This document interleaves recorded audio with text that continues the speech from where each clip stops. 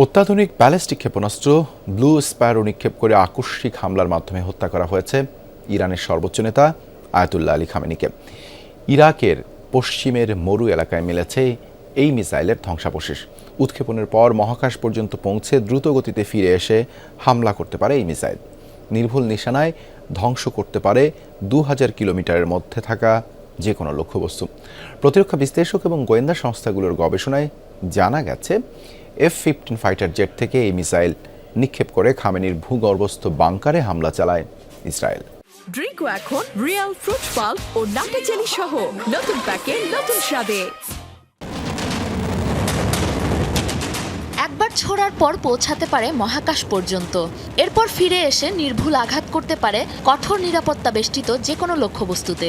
আলোচনায় এসেছে ইরানের সর্বোচ্চ নেতা আয়াতুল্লাহ আলী খামেনিকে হত্যা করা ইসরায়েলের air launched ballistic missile blue Sparrow. মার্কিন গোয়েন্দা সংস্থার তথ্যের বরাতে এই খবর নিশ্চিত করেছে চ্যানেল 12, জেরুজালেম পোস্টের মতো একাধিক ইসরায়েলি গণমাধ্যম। জানা গেছে ক্ষেপণাস্ত্রটি ব্যবহার করে আয়াতুল্লাহ আলী খামেনির ভূগর্ভস্থ বাংকারে আকস্মিক হামলা চালায় ইসরায়েল, যার ধ্বংসাবশেষ খুঁজে পাওয়া গেছে পশ্চিম ইরাকের মরু অঞ্চলে। গেল শনিবার স্থানীয় সময় সকালে F-15 যুদ্ধবিমান থেকে খামেনির অবস্থান লক্ষ্য করে ব্লু স্প্যারোর পাশাপাশি অন্যান্য ক্ষেপণাস্ত্র ছোড়া শুরু করে ইসরায়েল। নিখুঁত লক্ষ্যে 30টিরও বেশি হামলা চালানো হয় আয়াতুল্লাহ খামেনির কম্পাউন্ডে, যাতে মারাত্মক ক্ষতিগ্রস্ত হয় অন্তত 6টি ভবন। ঠিক তার পরদিন সকালে ছড়িয়ে পড়ে ইরানের সর্বোচ্চ নেতার মৃত্যুর খবর। ইসরায়েলের রাষ্ট্রীয় প্রতিরক্ষা প্রতিষ্ঠান রাফায়েল অ্যাডভান্সড ডিফেন্স সিস্টেমের তৈরি 1900 কেজি ওজনের মিসাইলটি নিখুঁত হামলা চালাতে পারে 2000 কিলোমিটার রেঞ্জে থাকা যে কোনো লক্ষ্যবস্তুতে।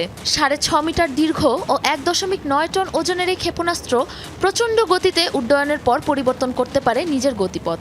বায়ুমণ্ডলের একেবারে উপরের স্তরে পৌঁছে দ্রুত গতিতে নিচে নামার সময় যেতে পারে যে কোনো দিকে।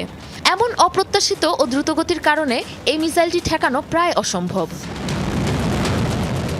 মূলত ইসরায়েলের আকাশ প্রতিরক্ষা ব্যবস্থা অ্যারো ডিফেন্স সিস্টেমের সক্ষমতা যাচাইয়ে পরীক্ষামূলকভাবে তৈরি করা হয়েছিল এই মিসাইল। 1991 সালে পারস্য উপসাগরীয় যুদ্ধে ইরাকের ব্যবহৃত স্কাড মিসাইলের আদলে তৈরি করা হয়েছে এই সিরিজের ব্ল্যাক, সিলভার ও ব্লু স্প্যারো 3 ধরনের ক্ষেপণাস্ত্র।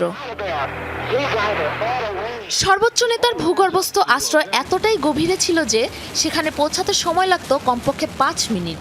সেই বাংকারেই এই মিসাইলের নিখুঁত আঘাতে নিহত হন আয়াতুল্লাহ খামেনি।